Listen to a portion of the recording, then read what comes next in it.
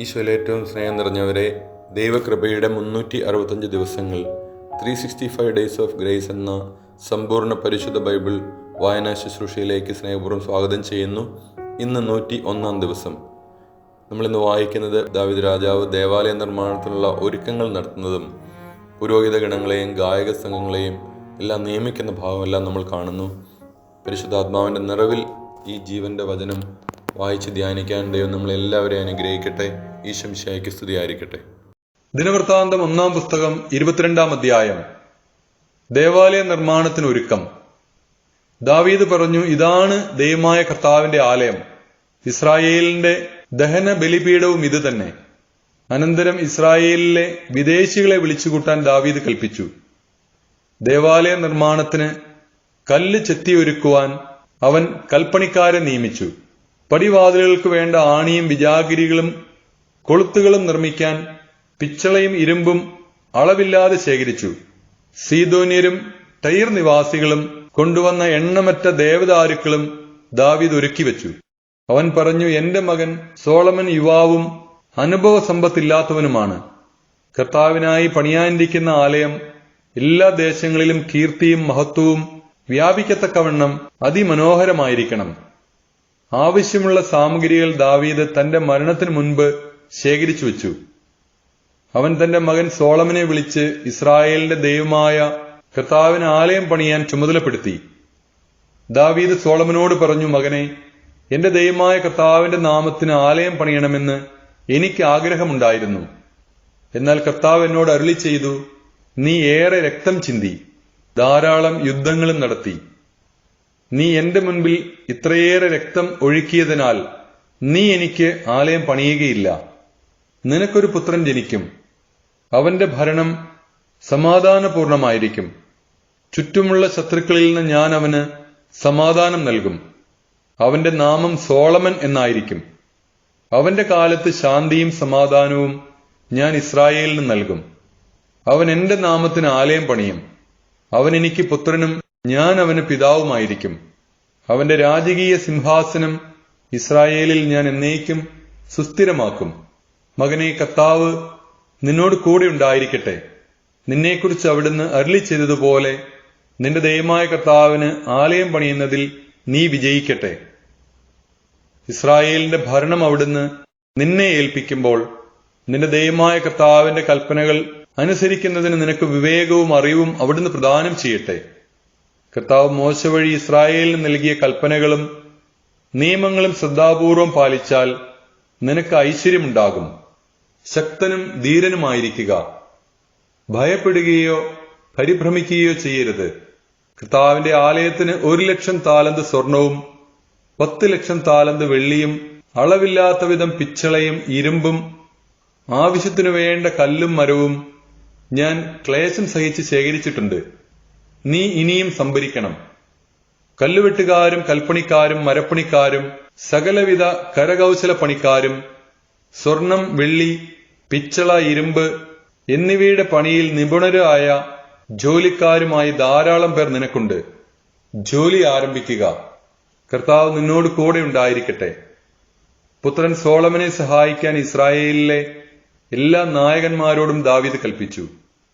അവൻ പറഞ്ഞു, നിങ്ങളുടെ ദൈവമായ കർത്താവ് നിങ്ങളുടെ കൂടെയില്ലേ? നിങ്ങൾക്ക് പൂർണ്ണമായ സമാധാനം അവിടുന്ന് നൽകിയില്ലേ? അവിടുന്ന് ദേശനിവാസികളെ എന്റെ കയ്യിൽ ഏൽപ്പിച്ചിരിക്കുന്നു. ദേശം മുഴുവനും കർത്താവിനും അവിടുത്തെ ജനത്തിനും കീഴടങ്ങിയിരിക്കുന്നു. നിങ്ങളുടെ ദൈവമായ കർത്താവിനെ അന്വേഷിക്കാൻ ഹൃദയവും മനസ്സും ഒരുക്കുവിൻ. കർത്താവിന്റെ ഉടമ്പടിയുടെ പേടകവും ദൈവത്തിന് പ്രതിഷ്ഠിക്കപ്പെട്ട വിശുദ്ധോപകരണങ്ങളും സ്ഥാപിക്കാൻ കർത്താവിന്റെ നാമത്തിന് ആലയം നിർമ്മിക്കുവിൻ. ദിനവൃത്താന്തം 1 പുസ്തകം 23 അധ്യായം. ലേവ്യഗണങ്ങൾ. ദാവീദ് അതിവൃദ്ധനായപ്പോൾ പുത്രൻ സോളമനെ ഇസ്രായേലിന്റെ രാജാവാക്കി. ദാവീദ് ഇസ്രായേലിലെ എല്ലാ നായകന്മാരെയും പുരോഹിതന്മാരെയും ലേവ്യരെയും വിളിച്ചുകൂട്ടി. 30 അതിൽ കൂടുതലും വയസ്സുള്ള ലേവ്യരുടെ കണക്കെടുത്തു. ആകെ 38,000 പേർ ഉണ്ടായിരുന്നു. അവരിൽ 24,000 പേരെ ദേവാലയ ശുശ്രൂഷകരായും 6,000 പേരെ കാര്യവിചാരകരും ന്യായാധിപന്മാരുമായും ദാവീദ് നിയമിച്ചു. 4000 പേരെ വാതിൽ കാക്കുന്നതിനും 4000 പേരെ താൻ നിർമ്മിച്ച വാദ്യോപകരണങ്ങൾ ഉപയോഗിച്ച് കർത്താവിന് സ്തുതി പാടുന്നതിനും നിയോഗിച്ചു. അനന്തരം ദാവീദ് അവരെ ഗർഷോം, കൊഹാത്ത്, മെറാറി എന്നിങ്ങനെ കുലക്രമത്തിൽ ഗണം തിരിച്ചു. ഗർഷോമിന്റെ പുത്രന്മാർ ലാഥാൻ, ഷിമെയി. ലാഥാന്റെ പുത്രന്മാർ പ്രമുഖനായ യഹിയേലും സേഥാം, ജോയേൽ എന്നിവരും. ഷിമെയിയുടെ പുത്രന്മാർ ഷെലോമോത്ത്, ഹസിയേൽ, ഹാരാൻ എന്ന് 3 പേർ. ലാഥാന്റെ കുലത്തലവന്മാർ ഇവരായിരുന്നു: യാഹാത്ത്, സീസ, യവൂഷ്, ഭറിയ എന്ന് 4 പേരും ഷിമെയിയുടെ പുത്രന്മാർ. യാഹാത്ത് ഒന്നാമനും സീസ രണ്ടാമനുമായിരുന്നു. യവൂഷിനും ബറിയായ്ക്കും അധികം പുത്രന്മാരില്ലായിരുന്നു. അതുകൊണ്ട് അവർ ഒറ്റ വംശമായി കരുതപ്പെട്ടു. കൊഹാത്തിന്റെ പുത്രന്മാർ അമ്രാം, ഇസ്ഹാർ, ഹെബ്രാൻ, ഉസിയേൽ എന്നീ 4 പേർ. അഹ്റോനും മോശയും അമ്രാമിന്റെ പുത്രന്മാരാണ്. അതിവിശുദ്ധ സ്ഥലത്ത് ശുശ്രൂഷ നടത്താനും കർത്താവിന്റെ മുൻപാകെ ധൂപമർപ്പിക്കാനും അവിടുത്തെ നാമത്തെ സ്തുതിക്കാനും അഹ്റോനും പുത്രന്മാരും നിയോഗിക്കപ്പെട്ടു. ദൈവപുരുഷനായ മോശയുടെ പുത്രന്മാർ ലേവി ഗോത്രത്തിൽപ്പെടുന്നു. മോശയുടെ പുത്രന്മാർ ഗർഷോം, എലിയേസർ. നഗർഷോമിന്റെ പുത്രന്മാരിൽ പ്രമുഖൻ ഷെബുവേൽ. എലിയേസറിന്റെ പുത്രൻ റഹാബിയ. എലിയേസറിന് വേറെ പുത്രന്മാർ ഇല്ലായിരുന്നു. എന്നാൽ റഹാബിയയ്ക്ക് ധാരാളം പുത്രന്മാരുണ്ടായിരുന്നു. ഇസ്ഹാറിന്റെ പുത്രന്മാരിൽ ഒന്നാമൻ ഷെലോമിത്ത്.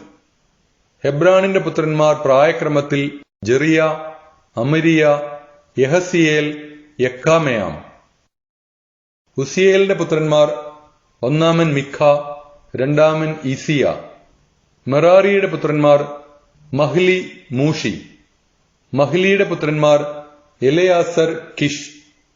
എലയാസറിന് പുത്രന്മാരില്ലായിരുന്നു, പുത്രിമാരെ ഉണ്ടായിരുന്നുള്ളൂ.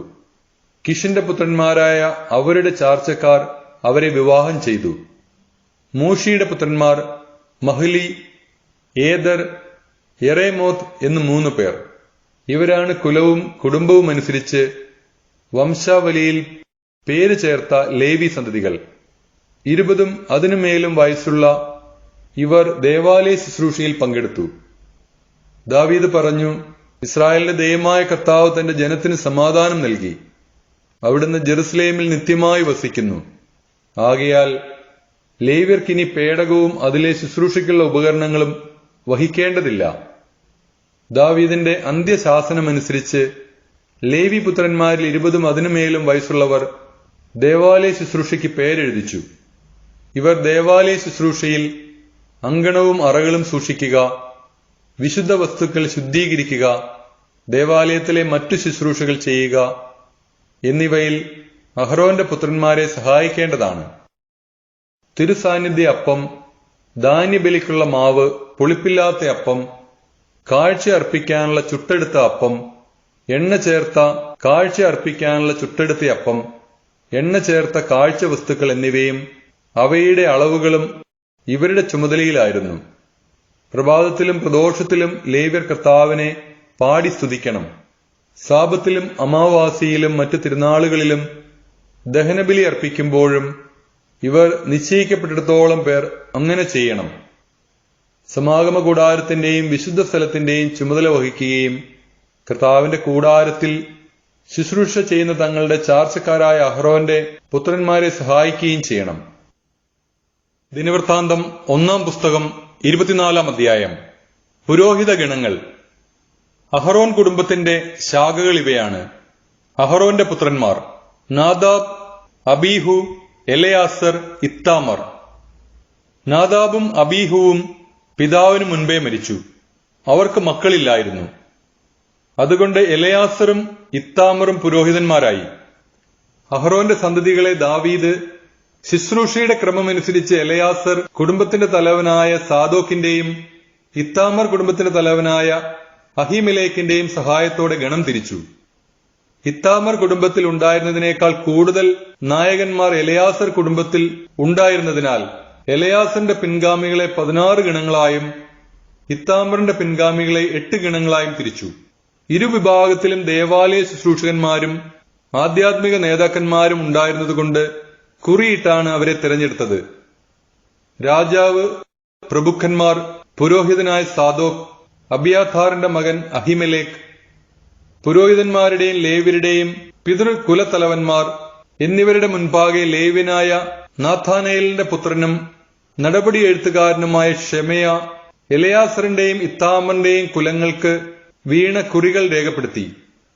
നറുക്ക് വീണതനുസരിച്ച് ഒന്നാമൻ ഹോയാറബ്, രണ്ടാമൻ യദായ, മൂന്നാമൻ ഹാരിം, നാലാമൻ സെവോരിം, അഞ്ചാമൻ മൽക്കിയ, ആറാമൻ മിയാമിൻ, ഏഴാമൻ ഹാക്കോസ്, എട്ടാമൻ അബിയ, ഒൻപതാമൻ യശുവ, പത്താമൻ ഷെക്കനിയ, 11-ാമൻ ഇലിയാഷീബ്, 12-ാമൻ യാക്കീം, 13-ാമൻ ഹുപ്പ, 14-ാമൻ യെഷേബയാബ്, 15-ാമൻ ബിൽഗ, 16-ാമൻ ഇമ്മർ, 17-ാമൻ ഹെസിർ, 18-ാമൻ ഹപ്പിസസ്, 19-ാമൻ പെത്താഹിയ, 20-ാമൻ യെഹെസ്കേൽ, 21-ാമൻ യാഖിൻ, 22-ാമൻ ഗാമൂൽ, 23-ാമൻ ദലായ, 24-ാമൻ മാസിയ. ഇസ്രായേലിന്റെ ദൈവമായ കർത്താവ് കൽപ്പിച്ചതനുസരിച്ച് അവരുടെ പിതാവായ അഹറോൻ നിശ്ചയിച്ച ക്രമമനുസരിച്ച് ദേവാലയത്തിൽ ശുശ്രൂഷ ചെയ്യാൻ അവർ വേണ്ടിയിരുന്നു.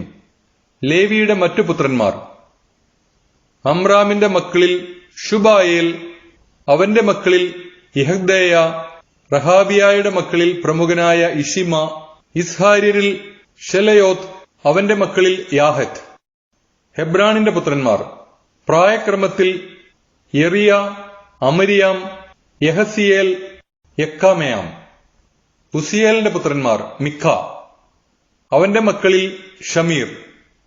മിഖായുടെ സഹോദരൻ ഇഷിയ, അവന്റെ മക്കളിൽ സക്കറിയ. മെറാറിയുടെ പുത്രന്മാർ മഹ്ലി, മൂഷി, യാസിയ. മെറാറിയുടെ പുത്രനായ യാസിയയുടെ പുത്രന്മാർ ഷോഹാം, സക്കൂർ, ഇബ്രി.